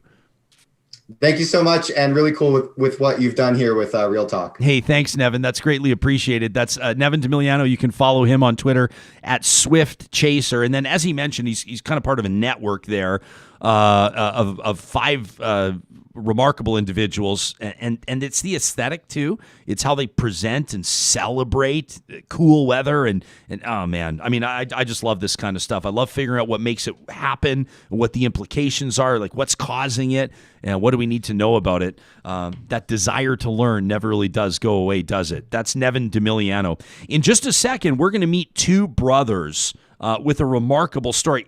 Quite frankly, what it is a survival story. And it's the story, really, of one brother saving another brother's life. We're going to meet Jonathan and Daniel Ferguson in just a moment. Right now, I wanted to remind you that the teams at Dairy Queen of Northwest Edmonton and Sherwood Park this month are celebrating Real Talk's audience and welcoming you to their 6 locations by offering a buy one, get one free offer when it comes to those 6-packs of dilly bars. I don't think they technically call them 6-packs. They're boxes of 6, but they're 6-packs of dilly bars. Sometimes 6 is not enough. And so if you go to the locations in Northwest Edmonton and Sherwood Park, there's 6 of them, and you identify yourself as a Real Talker in Palisades, Nemeo, Newcastle, Westmount, Y Gardens, and Baseline Road, they're going to let you take an extra box of 6 just for being a part of what we're doing here. And a reminder, they've got dairy-free dilly bars, which is very cool, a new development. Just when you thought ice cream innovation had ended, Dairy Queen steps up. We're also grateful for the team at Westworld Computers. You know, Westworld can help you reinvent your setup. Now, whether it's, I don't know, a new iPhone, whether it's a new iPad you're looking for, or maybe it's a total overhaul of what you're doing with your business, they want your business, and they're proud to be family-owned. They're right now overstocked in trade-ins. So Macs, watches, phones. If you want to upgrade from your old one, you want to save hundreds of bucks and buy from a trusted source as opposed to some stranger on Kijiji, make sure you check out the inventory. It's updated daily at westworld.ca. Westworld Computers is a proud partner of Real Talk here at ryanjesperson.com. Are our brothers good to go here, Sam? All right. I've been looking forward to this conversation for a long time. For the next little bit, we're going to be meeting. We're going to meet 3 individuals, 2 of them right now in Christian Zip at the top of the hour, just after this conversation. Christian will join us around 10 o'clock Mountain Time. Jonathan Ferguson is a Calgary-based photographer whose company Vonderrush Photography captures different events, including, events at golf courses. He's an expert in lifestyle photography. The guy's been all around the world, a passion for travel. He's visited almost 80 countries to date. But everything was put on hold with a serious health challenge he's going to tell us all about. That's where his brother entered the mix. Daniel Ferguson is a filmmaker based out of Montreal. He works in the IMAX format. Maybe we can find some time to talk about that. You've probably seen his last 2 films, Jerusalem and Superpower Dogs. Well, he's a lifesaver, too. He saved the life of his brother, and it's a real pleasure to welcome Jonathan and Daniel Ferguson to the show. Guys, thanks for being here, and welcome to Real Talk. Hey, Ryan, great to be here. Jonathan, your shirt, I think it's a play off the Beatles, but what does it say there? Liver and kidneys and heart and lungs and pancreas and intestines. There you go. You are like a walking billboard right now. You are literally a face for the argument for signing your donor card. Take us into your journey. I should note that I've known you, I guess, for 10 or 12 years now. I knew you before you got sick, so this is something that all of us have been a journey that we've all been along with here. Nobody more so than your brother. But where did this all begin? Yeah, so it began probably about 12, 13 years ago when I started having digestive issues, just really, really difficult digesting certain foods, thinking, what is this? I saw about 12 different doctors and kept getting misdiagnosed. I was told everything from drink more milk to you have cancer. And I was doing so many different tests. And finally, they found that my gallbladder was filled with stones. So I had my gallbladder taken out. They told me this was going to be the end of my discomfort. It was not. And then shortly after that, I was diagnosed with a rare liver disease called primary sclerosing cholangitis, or PSC. And this is basically scarring of the liver and narrowing of the bile ducts. And so I was diagnosed in 2010, and health it's a slow, torturous disease of health constantly decreasing until it got really, really bad a couple years ago.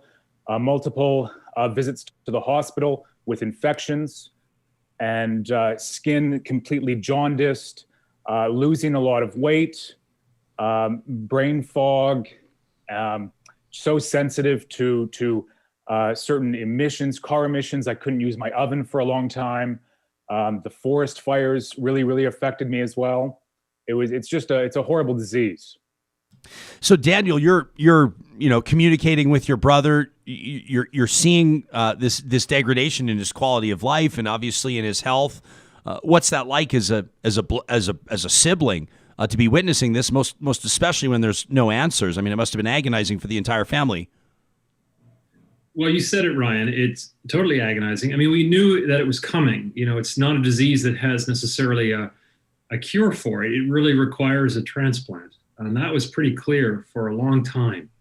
And I'll be honest with you, I always felt that it would be me. I just didn't know when he would get on the list and what the circumstances would be. But there was always an understanding between us that I would step up when the time came. I mean, it's one thing to say that years ago, but then to watch him slowly decline and there's this sort of ominous inevitability about it. And you want to react, but you just don't know what's the point to jump in here? When's appropriate?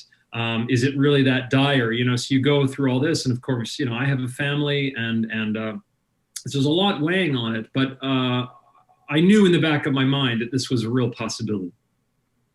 So, Jonathan, at what point do you get, I mean, your story is going to be familiar to some people. I have no doubt that some people are going to be watching this morning, or they're going to see this, they're going to hear the podcast later and go, oh my gosh, that's the guy that put out the plea. They're going to recognize this photo. This is one of the photos that you put out there. You were looking for a donor. It was a story that really was, I mean, it was almost trending. It was grabbing attention across Canada.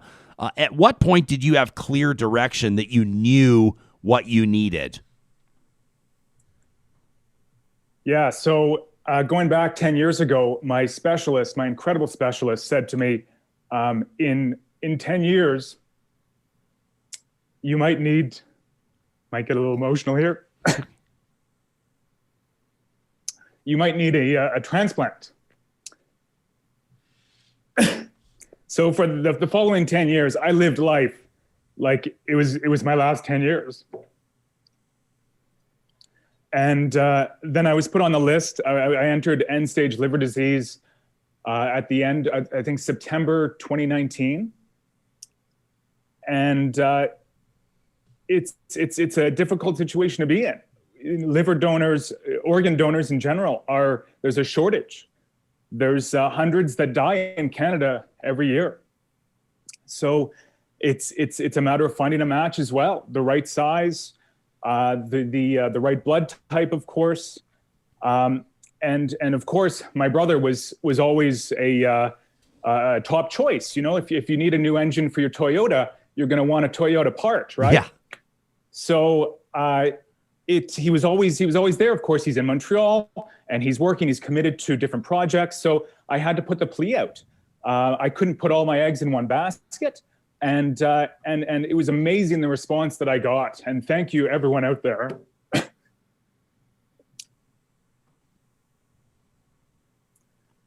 And yeah, go ahead. No, I don't want to. I want to leave you time. This is, let me say one of the beautiful things about doing a show like this is we've got all the time in the world, and we can relax. And if you ever want Daniel or myself to jump in, that's fine. But I think that your the testimony that you provide today is indicative. This would be an incredibly emotional experience. Number one, if I can say it, staring death in the face. And number two, understanding that your brother and people that love you and complete strangers are all considering going through that process. Now, Daniel, of course you're going to tell us that this was a no-brainer for you. Of course you're going to tell us that you were willing to do this, but I would imagine it's a little bit more complicated than that. I would imagine that there are thoughts that go through your mind, that you have to reconcile things, that you were obviously on your own journey throughout this. Yeah, absolutely. And we love you, bro. I mean, that's the overwhelming sentiment here. It's emotional, for all of us, but it's not, you say, okay, let it be me, but it isn't that simple. Certainly, I think the statistic is something like 1 in 3 potential donors gets rejected. It isn't as simple as, yes, we have the same blood type, so I'm a Toyota part, to use his analogy. But afterwards, then it has to be a matter of, the right volume and mass of the liver and the right positioning. And then more important than that is the right plumbing. So my bile ducts have to line up with his bile ducts. So all this is going on, and it's not just a simple matter of your blood type and then you get the green light.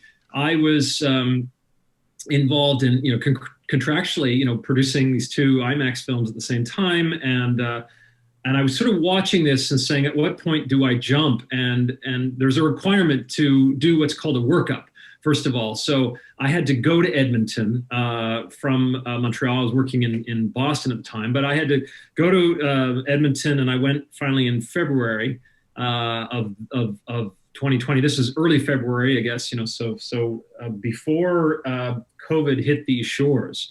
And I went through a CT scan and an MRI and a number of things. And I had an interview with a psychologist, to make sure that I'm an ideal candidate.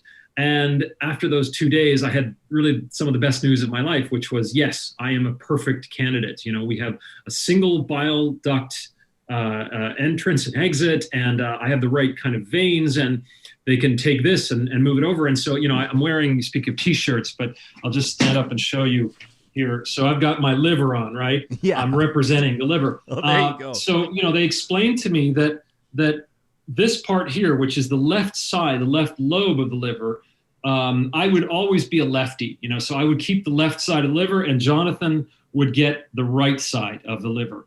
They told me that they would take about 2/3. In the end, it ended up being about 67% of my liver. And so, you sort of make peace with this, but then it becomes a reality. So now I'm a candidate, but when is it going to be? And they sort of presented a bunch of dates, and I thought, okay, now I have to make this official. I'm sort of what's called a key man on these movies, right? These are sort of multi-million-dollar movies. They have insurance clauses, and I've got to find a replacement director, and so the financial implications and all this, and at the time I was supposed to film, among other things, the Boston Marathon, and it was a multi-camera shoot, and a lot of money was going in, and I kind of wanted to have my cake and eat it too. I'll be honest. I wanted to try and keep these jobs and save my brother's life, but obviously the latter was more important for me. And we settled on a date in May. That's kind of what ended up happening is they offered me a couple of dates, and some of them were just too soon. I had to go through the steps. Luckily, my business partners and my employers were really, really understanding. And they said, your brother's health comes first. Go and do what needs to be done. And I was so relieved that I didn't get sued, or, there wasn't those issues to deal with. And so then it was a matter of, really accepting this as a reality, looking at the potential risks. How long was the recovery process going to be? When am I going to be able to work these 14, 16-hour days and bounce around on boats and jump into helicopters and, those kinds of things. And the doctors were pretty realistic and said, that's not going to be likely for a little while. You could do a desk job. You could do Skype calls after a couple months, but, we're not going to lie to you. This is a major operation. And you lose your gallbladder, obviously not a big deal, but it's a huge incision, running from the sternum all the way to the belly button and then to the back. And so well, we can show. Let me interrupt. We can show some photos here. Let me just, I guess, a bit of a warning to folks that are maybe eating breakfast while they're watching this, but this is, this is no joke. This is no joke, boys. I can show you it live right now if you'd like to see it. Yeah. Let's see how is it healing up. Is this? Let's see it, Jonathan. Let's see. All right, I was going to save this till the end, but okay. Wow. It's looking good, man. I'm waiting for the endorsement from Mercedes. Or give peace a chance. Yeah. That you can see it was an enormous liver that I had before. The surgeon who's been doing it for 45 years said that it was one of the biggest he'd ever seen, and I can't believe I have the photo of my old liver. Well, we want to show this. This is, I'm not a medical doctor, so obviously I can't provide any commentary on this, but so tell us what we're seeing here. That is a very diseased and scarred liver. That's my old liver. I joke around and say, when I show that photo, I say, it's amazing that they let me take that photo. Obviously, I was very much out and taken by the surgeon. So going back on the story a little bit before my liver was taken out. So Daniel, you said May was the date we had. It was March. So it was the end of March that we were given. This is just before COVID hit, and we're excited. He's a match, and it's happening, and tears of joy, of course, and then COVID hit, and all elective surgeries were canceled. So this counts as an elective surgery? Or I guess, or at least it was bumped. It was surgeries. bumped on the surgical calendar. Okay, Ryan, that's what I was told, because I'm electing to give my liver. So for Jonathan, you could argue it's not at all elective. He needs it to survive. And so, I mean, we're both right in a sense is that my preferred date was May, but it was told to me that he might not survive until May. So then COVID hit, all movies were canceled. Things changed dramatically. And so we called back and said, what's your soonest available date? And they gave us March 30th. And so, I booked my ticket, I was all set, and we got the family sorted. And then just a few days before that, we did get this call saying, you are considered elective surgery. This is not going to happen for a little while. And that was so disappointing because, we were both so prepared and committed at that point. And I just said, how can this be? And that was the most frustrating thing. And that's where I really sort of raged and said, like, this is a total injustice. My brother could die. This is not elective. This is a matter of life and death. Yeah, when I think elective surgeries, I think like hair plugs and boob jobs. I don't think about liver transplants as elective surgeries. I would imagine, John, for you, like your brother's saying, with the fact that and your messaging within your friend circles and on Facebook and to the people that were supporting you was always very realistic, and you were aware of the time sensitivities around this. How did you manage the mental and emotional challenges that came with the already enormous physical fight that you were facing? Geez, yeah, this is difficult to try to stay positive throughout everything. I really just I thought about good times that I've had in my life. Thought about travels that I've had. I went through old photos, Jess, and it just to relive all these memories and to think, to really simplify things and to concentrate on the amazing friends that I have and family. And at this point, I've got extreme brain fog, and almost like a dementia, where I'm unable to concentrate. I can't read. The itchiness at this point, I'm basically like scratching my skin off. It's so poor. My energy levels are so low. I'm losing so much weight. I look like a skeleton. My skin is completely yellow. So they had to. So Daniel's no longer able to be a donor, and so they basically have to do a cadaver liver, which is somebody who's deceased, whose liver is healthy. Or I was very fortunate that a local friend, stepped forward, and he started doing the testing, and he was a match. So Daniel is out of the picture now. COVID's hit. And it's either going to be a cadaver liver or my this local friend. Our audience. Yeah, go ahead, Daniel. Just to clarify, I mean, the reason that I was taken off the list is because I am a Quebec resident, and at the time, Quebec was very much the epicenter of the pandemic in Canada, and so I was told after the program reopened, which now we're talking about. Probably we're into May at this point.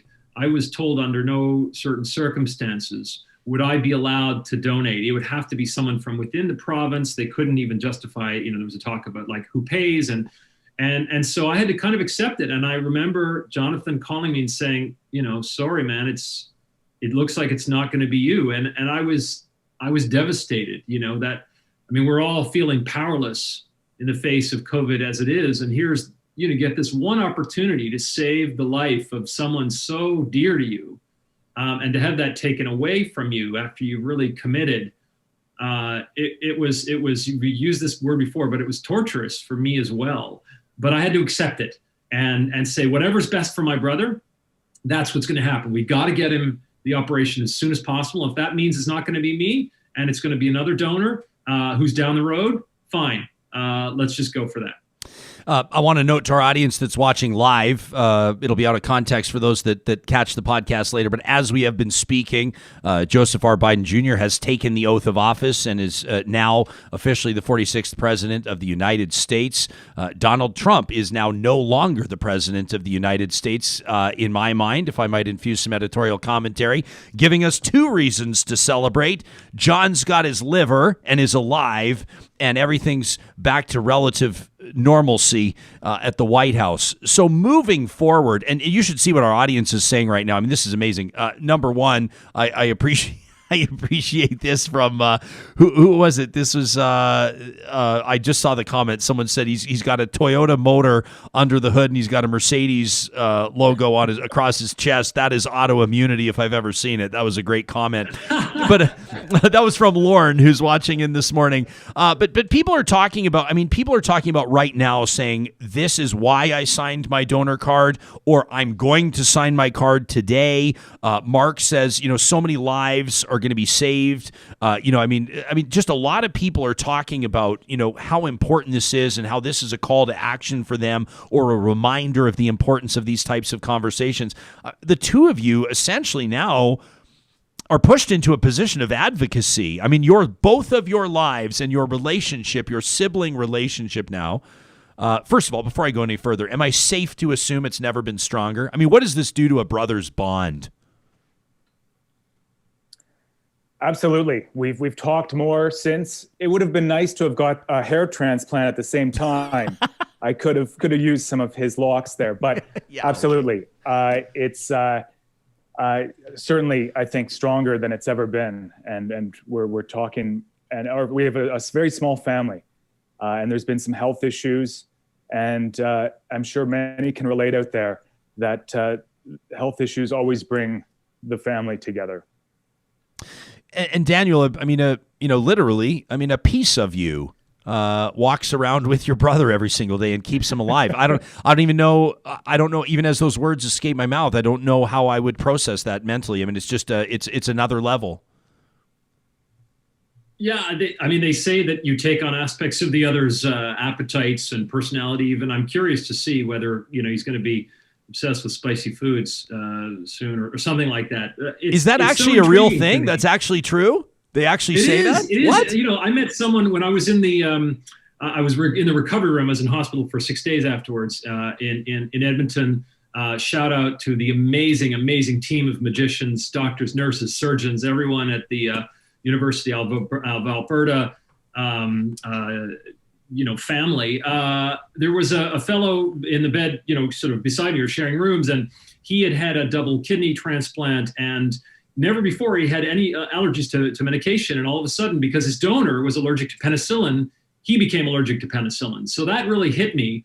And Jonathan's asked me all kinds of questions about, just certain things about, because the liver, you realize how central it is in terms of, dictating the rhythms of our life, not just digestion, but, you talked about air quality and all these things. There's no question that for me, the greatest reward of this is to watch, my brother transform from essentially looking like a walking corpse to closer to a picture of health. And it's ongoing. It's certainly a bit longer in terms of recovery than I had anticipated. But for anyone out there who is considering becoming a donor, I cannot say strongly enough how this is the most powerful, moving, and meaningful thing you can do. How often do we get a chance to save someone's life? And so for me, I feel like it's a real privilege, and it has made things quite real for me. It brings to the forefront the essentials of life. And we're all, going through this pandemic, and we're all pushed to the extreme, and we're made to consider what's important in life. But this has really brought that in sharp focus for me, and I cannot recommend it enough to people who are thinking about that, making that kind of a gift. My position on this is pretty simple. I understand that some people have religious beliefs or other beliefs that would preclude them from participating in the donation process. But I mean, so many people on our text line are saying things like, on our chat line, saying things like, it's like money, you can't take it with you. Really, there's no reason not to donate. I've had friends of mine, unfortunately, one of my best friends in the world, passed away and was able to impact 7 different people with donations from cornea and lungs, and it really is. It doesn't make the loss of a person any less tragic or sad, but it certainly infuses some hope into these scenarios. People are commenting on that photo we showed of your liver, John. Some random guy, we call him, says, I'm just amazed that John had room for any other organs in him. Ken says that's a boulder, not a liver. But what about this? Comments like this one from Jess, who says, I'd be curious to know about provinces that have these opt-out programs. Nova Scotia is obviously introducing an opt-out donor program. Very simply, it means that instead of signing a card to opt in, you've got to sign something to opt out. In other words, it's assumed that you'd be a donor unless you said you didn't want to be. I'm going to imagine that both of you would be supportive of this. Jonathan, what's your position on it? Oh, 100%. Canada's a little bit behind in this. I think the UK, Spain, many other European countries already have the opt-out program. It's incredible that Nova Scotia has it, and hopefully the rest of Canada follows suit very soon. Yeah, Daniel, that's obviously something I think that a lot of people would like to see leadership on from provinces, from the federal government. You're wearing your shirt today. You're a filmmaker. You're a storyteller. What does your future look like, and how does this maybe play into it? Any future projects? I might wait a little bit before making the liver donation IMAX movie. But as I mentioned, Ryan, it's just really a reminder of what's absolutely vital in terms of telling stories. What do you really want to communicate?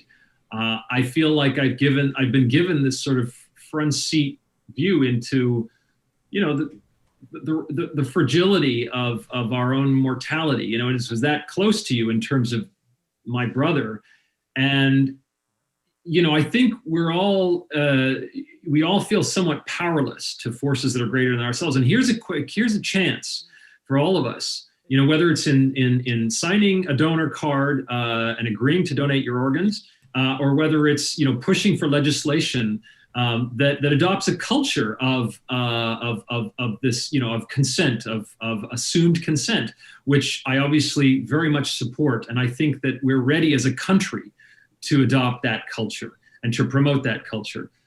So as far as how it influences the stories that I tell, I hope that it just makes me, just much more honest and vital in my dealings and in what I choose to embark on. That's really the reminder for me, is that there is no time to waste. I see how much of a gift life is when you're confronted with that. And you spend this time in the hospital with people who are getting heart transplants or lung transplants. Yeah. It absolutely humbles you. And then you watch the heroism of people say it, it's become a cliche, frontline workers and nurses and doctors and so forth. But I mean, these people, most of them, it's a calling for them. And whether it's in Alberta or whether it's as I've come back to Quebec and I've been cared for here, I have been so amazed by that everyday heroism, especially in the face of the pandemic.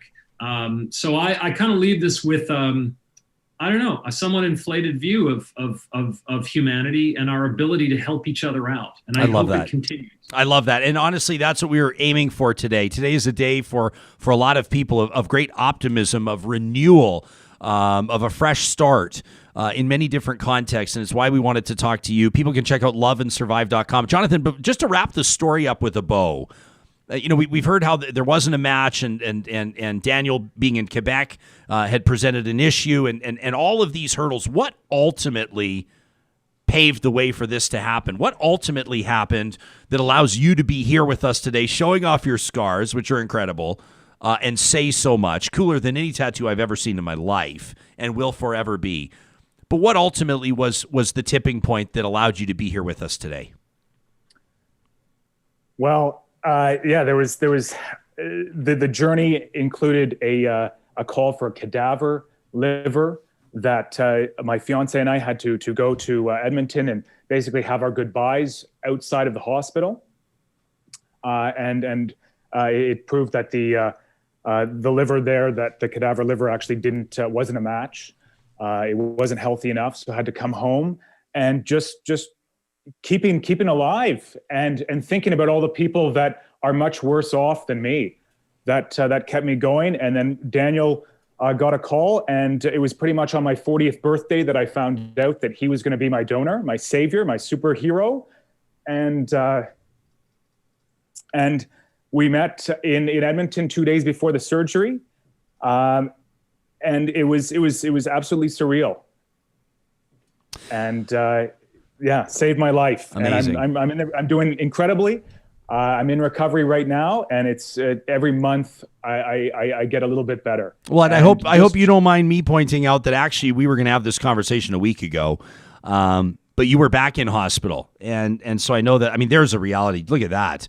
But your journey continues, doesn't it? And while most of us may look at a photo like that, see you looking so healthy today, and say, it's great to see you out of the woods, I would imagine that you'll acknowledge there's still, some journey ahead, but just an incredible opportunity to continue to see many more years as opposed to the 10 that you had convinced yourself might be your last. Absolutely. Yeah. It's everybody who has a transplant goes through a different journey, and having the disease for so long, my body really needs to adjust. And the progress has been incredible so far, and I look forward to every day. Absolutely. Unbelievable story. Fellas, brothers, the Ferguson boys, so grateful that you took the time to talk to us today. Jonathan and Daniel, again, if anybody wants to follow along with your journey and learn more, they can check out loveandsurvive.com. Thank you for making time to talk to us today. I couldn't be more happy to be reporting this story. Thank you so much, Ryan. Thanks for doing it, appreciate Ryan. it. Yeah, you bet. Make sure you check out as well Daniel's films. I love it. Jerusalem and Superpower Dogs, the two most recent ones that he's put out in the IMAX format. And, of course, Jonathan, a very talented photographer with Von der Rush Photography. As a matter of fact, his photography work is how I first met him. We're going to talk to Christian Zip in just a second. Want to remind you, we're talking here about health and wellness. What are you doing to impact yours in the positive direction? What about the air that you breathe? At cleanairclub.ca, you can sign up and take the guesswork and, well, sometimes the forgetfulness, that factor, out of your furnace filter replacement. You go down to your furnace. This is a one-time deal. You take a look at the numbers on the side of that filter. It's the cardboard thing that pulls out, easily identifiable. You go on the website, cleanairclub.ca, you tell them what size you need, and then that's it. They're going to drop off furnace filter replacements at your front door, along with a little gift, by the way. They love to support local. You're going to save money, and along the way, your family can breathe easier. All you need to do is pull out a furnace filter and look at it. You'll never forget to replace it on time again. Clean Air Club wants you to breathe easy, so make sure you check them out today. You can link to their website under the sponsors tab at ryanjesperson.com. That's where you can find Grand Dog Essentials as well. We're thrilled to bring them on as a Real Talk builder for 2021, mostly because I can look you right in the eyes and tell you that we've been feeding our dogs with Grand Dog's quality raw food for years, way before this partnership started. Our dogs have never looked healthier. They've never felt better. And we have some health concerns to consider. The high-quality raw food has been a game changer for us. You can follow Grand Dog on Facebook and Instagram at Grand Dog Essentials if you have questions, or if you'd like to place an order, you can find them at granddog.ca. They deliver to your home, and if you use the discount code REALTALK on their website, they're going to give you 10% off your first-time order. That's Grand Dog Essentials, quality raw food. Well, we want to tell another story. We want to put this in front of you on a very special morning. It's a morning where many are feeling optimism. This is a story familiar to many Albertans, to many Canadians. Christian Zip was fighting for his life literally years ago, out of nowhere. As a matter of fact, after a dinner he shared with the love of his life, and then things started to go sideways. Zip, we are thrilled to welcome you here to Real Talk. Thanks for making time for us on this Wednesday. I'll always make time for you, Ryan. Come on now. Can you take us back to that evening? Everything in your life appears to be great, right? You're feeling for the most part healthy. You've just had dinner, and then things start to change. Yeah, honestly, it just kind of felt like the flu. I mean, that's why what's happening right now seems so familiar, especially when it started up last March. But for me, you just had flu-like symptoms for about 36 hours or so. I felt a little bit sick. It progressively got worse and worse. My breathing was shallow. I was not keeping anything down.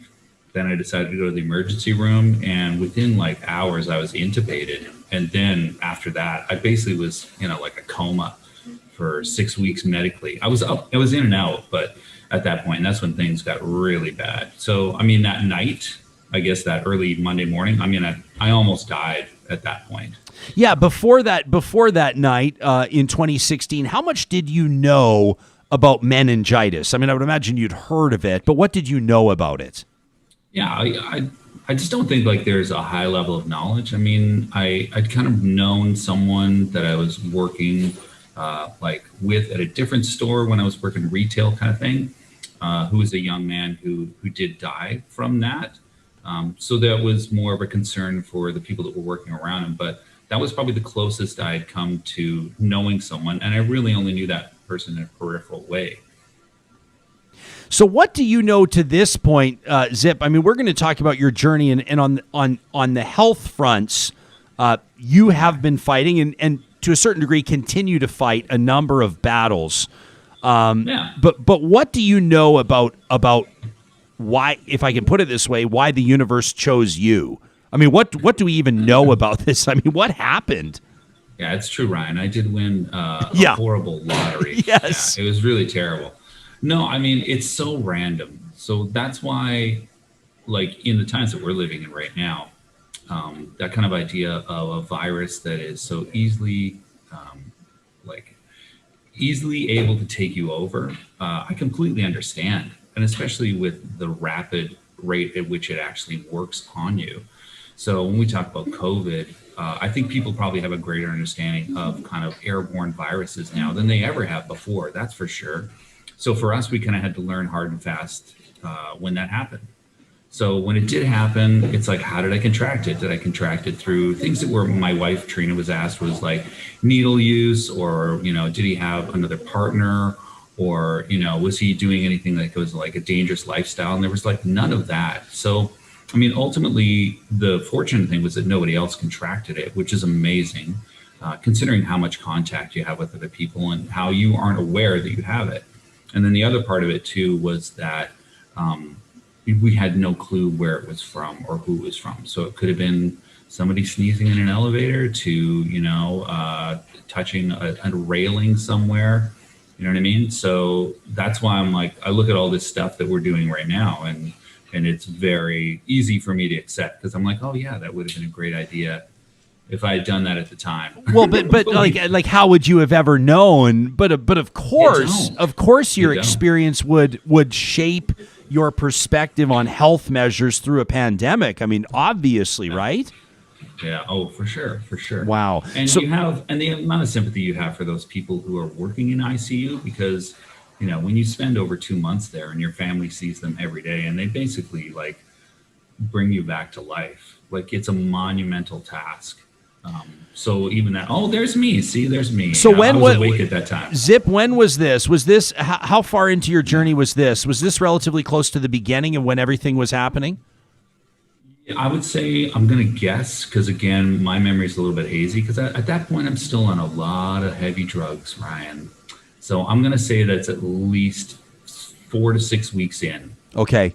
So you wind up, I mean, the health implications of this, a bilateral amputee, skin graft below the knee, skin grafts on your arms and your legs, and kidney failure, which is an entirely different conversation on its own, right? You were the recipient of a transplant. Was it 2018? Can you remind me? Yeah, it was. It would be early in that year. So what happened is that it took about 3 years essentially, and it happened almost 3 years to the date of getting sick. It was like within a month. So you know, when that kidney failure was happening, that was one of the big things as to why my body was reacting so strongly, as to why I couldn't keep anything down, as I felt, you know, horribly sick. It was basically your body telling you that something has gone wrong internally. And then my blood went septic, and then that's why, you know, I looked like a burn victim, but I didn't suffer any burns. It was just because my blood was, you know, basically went like poisonous in order to fight the virus. So for me, when I look at the idea of the kidney failure, I mean, it had a few different things. Immediately, I was on dialysis, right? So I did that for about 3 years until, you know, you get to a point where you're healthy enough, they put you on a list. And then at that point, they kind of give you a little bit of warning, as to say like, hey, now you're at the top of the list kind of thing. So it's going to come very soon. And then essentially when you get that call, they always tell you, they're like, you have to drop everything and you'll probably be asked to come to the hospital that evening. And yeah, within a 24 to 36 hour period of getting that call, I was under the knife. Zip, what's it like to be on, I mean, you've been on dialysis for 3 years at this point. To be on dialysis, that I would imagine can be taxing, can be exhausting. And then to be on this list where really you don't know at any given time, I mean, is your transplant going to be in a year or 2 years, or is it going to be tomorrow? I mean, mentally, what's that journey like? Well, you know, I mean, honestly, the dialysis is just taxing mentally, and that you kind of feel like it's time wasted at a certain point, but that's really just your brain working against you, right? It just means that, like, you know, it's keeping you alive. So you just kind of have to fight that. So for me, that was all I tried to do, was always try to put myself into a positive frame of mind. And 3 years, to be honest with you, is really not that bad. Like, I thought, at a minimum, I thought it would be at least 5 years before I would even get to that operation. So I feel like I was ahead of the curve and very fortunate in so many different ways. So this is living donors. My understanding is, with regards to your particular story, living donors were not an option, which meant that you had to wait, essentially for some. It sounds crude, but you had to wait for somebody to pass away. You had to wait for a match, right? Yeah. That's got to be heavy. Oh, I mean, it is. Like, I mean, you're overwhelmed with emotion in the first place, because you feel like, you know, I'm so fortunate at this point now that this is going to hopefully change my life if everything works out. And so far, like, being almost 2 years in now, I do feel like, you know, everything goes well. And I have a lot of contact with those doctors to make sure that everything's going well. But, you know, that idea of having to, like, understand that someone else has to die in order for you to continue to have a better life is an incredible gift. So, you know, when I think about that family who I've never met, but I sent a letter to, when I think about what they have to deal with, I'm always kind of humbled by the gift that I've been given. So I never really kind of look at it as like, this was joy. It's like that kind of bittersweet idea of like, this is good for me, but at the same time, I understand why this has to happen, and that it's, you know, connected to tragedy. How has your personal experience, it might seem like an obvious question, but I don't ever want to take it for granted. How has your experience changed or impacted your view of organ donation? Well, I mean, I was already like someone that saw that as a positive thing, but, you know, when it touches you, directly, I mean, then it's clearly even more so in the forefront. And then when I didn't really understand until I started looking up, you know, the statistics of how many people, you know, look at it as a viable option, how many people actually sign up for it, and particularly within Canada. And I was a little bit surprised by the numbers. I would have thought, just because you live in that bubble of like, okay, well, you and other people that are like-minded are going to feel that way. A lot of other people don't. And I understand, and you got to respect that choice of whether or not you want to. But I think there becomes a certain point where, you know, for sure, the Humboldt Broncos bus crash was an incredible tragedy, but a story like that really helped, I think, kind of motivate people to start to think about it in a different way than they maybe had before.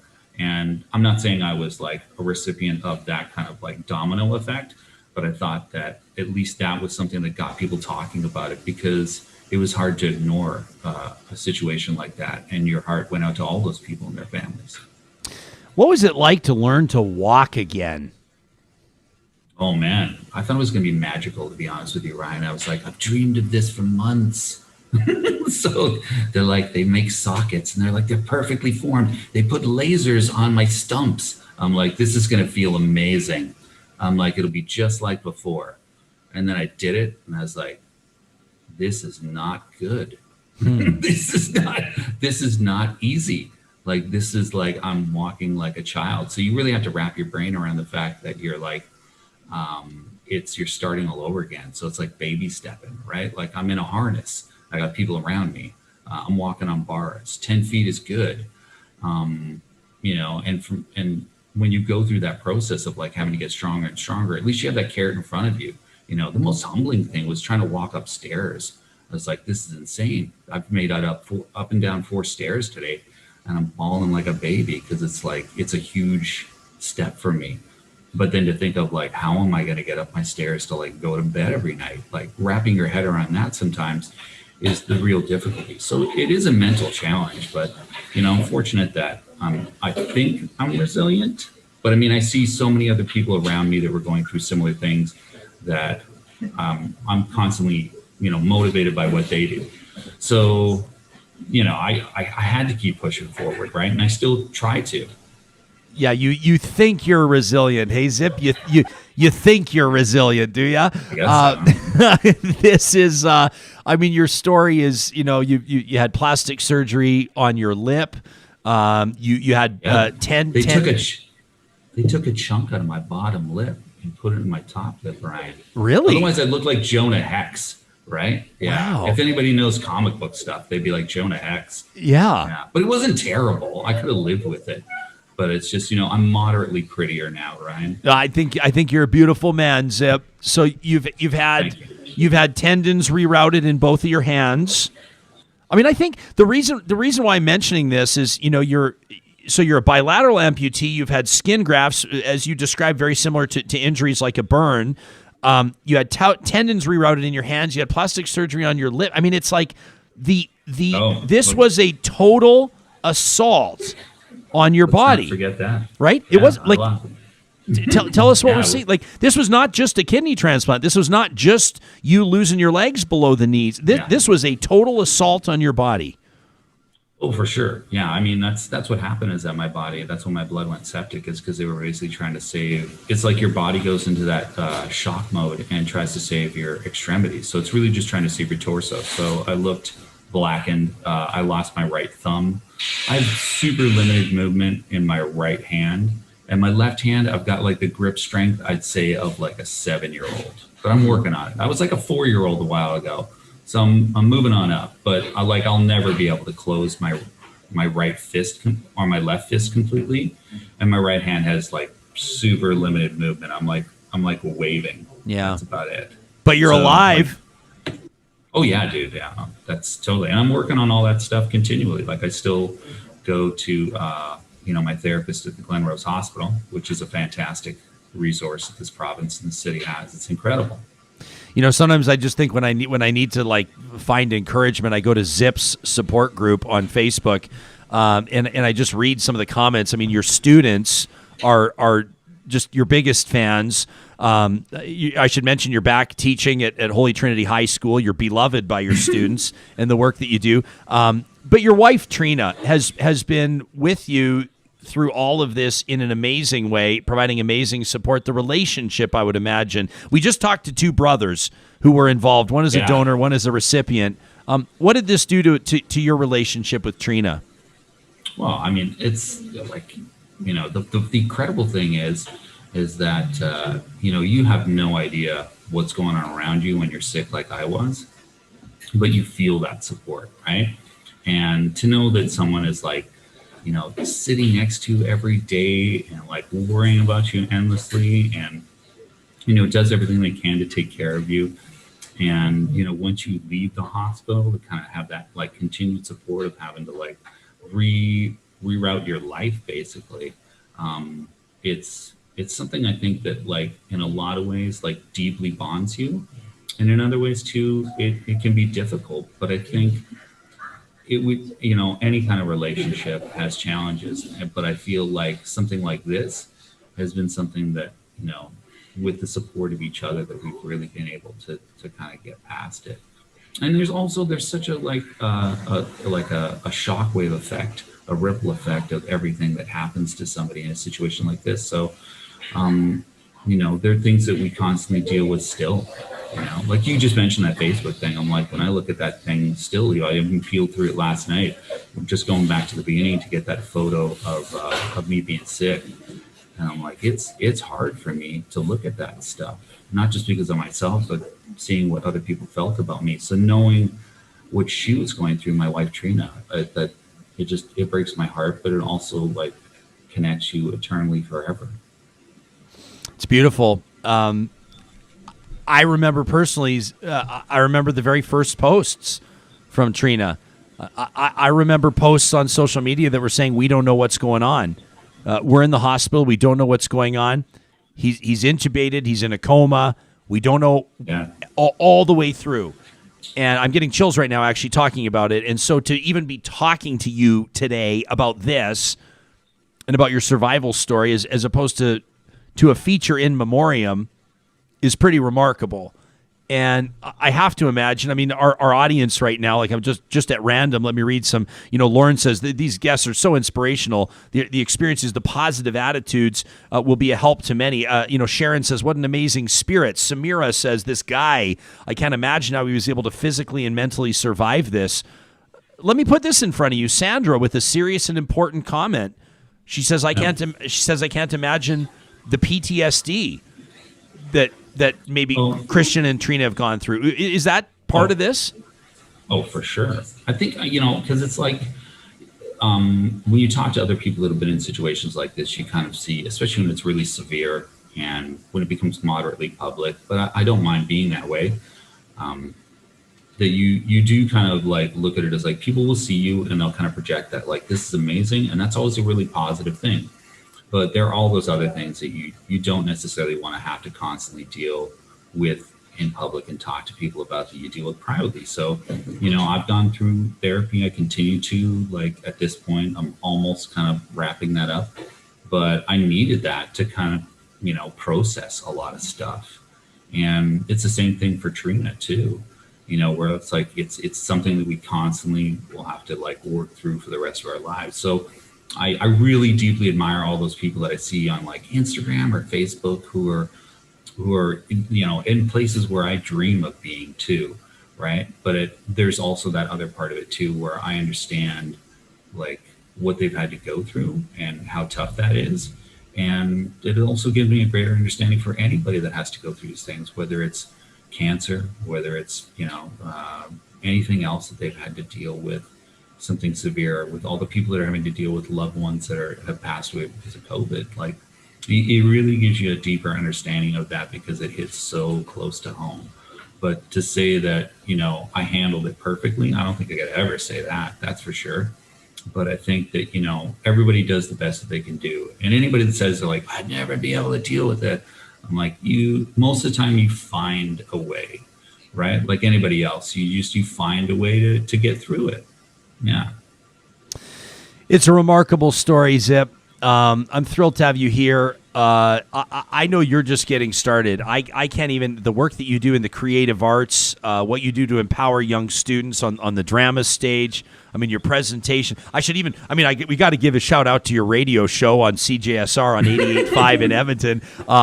People that want to watch a movie, that want to tune into Moving Radio to hear your hot takes on Canadian and independent cinema. I know that's been a big area of passion for you. You're a creative, a guy that inspires a ton of people, and I'm really grateful that you've been here today. When's the next time that somebody can tune in and hear Moving Radio on CJSR? I guess it would be not this Friday, but next Friday. I'm online. You can find me. I'm talking to lovely people like Susie Maloney. He's a great writer. And one of your favorites, which will be on your top 10 list at the end of the year, Ryan, is Psycho Gorman. Oh, Yeah. Okay. You're gonna love it, buddy. You can count on me to check it out. Zip, it's an honor to have you here, man. I love you. You know that. And I'm so proud of you. And I'm grateful for this conversation. You've inspired a bunch of people. You can go back and watch the YouTube broadcast of this later and read what people have to say about your story. Thanks for this. That's very kind of them. I thank them. I'm really, I'm just trying to do what I have to do, and I know that they are probably dealing with a ton of stuff too. So I really sympathize with it, but I appreciate all the love. It's incredible.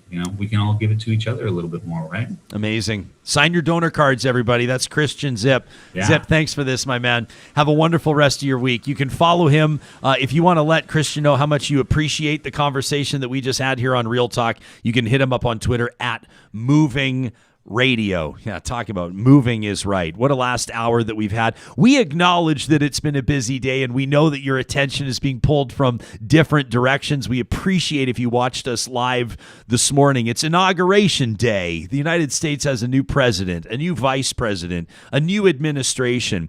We talked about it earlier today with Dr. Ted Widmer. What does that mean for Canadian-American relations? What does he expect to see a change in tone in the White House? He's a former speechwriter for Bill Clinton. And then we talked to Mikaela McQuade about energy policy. What does it mean for Keystone XL? Likely to be killed later today. We'll confirm that, and we'll talk about that tomorrow when we check in with Mark Warner. He's a trade lawyer that practices out of Toronto and New York City. A new administration, a new day, a new reality. And some of our content today has focused on that as well. We're grateful that you've joined us. We know that many of you may be hearing this or watching this later in the day. We don't blame you for paying attention to what was going on in D.C., and we're grateful for everyone that joined us live, too. The team at Alta Moving and Storage wants to remind you that if 2021 includes a move, they can help you take the stress out of it. They're locally owned and operated, which means that they're right here to offer assistance, expertise, and the service that you require, including those pod-style containers. It's the new way of moving.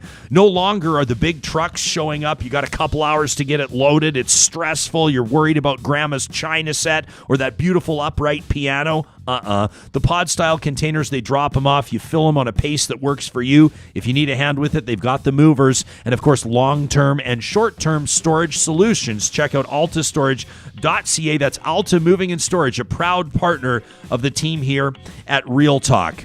Looking ahead to Thursday morning on the show, as mentioned, we're going to be talking about trade between our, of course, Canadian companies. What does the policy look like with our elected officials, our most important trading partner, the United States of America? We're going to circle back on coal. We're going to keep digging into that, pun totally intended. We'll take a look at what the Alberta government argued in court yesterday. It's significant. And panels on homelessness. We're not trying to solve every problem in the world, but we're trying to have real talk about them. That starts again at 8:30 Mountain Time. We'll talk to you then.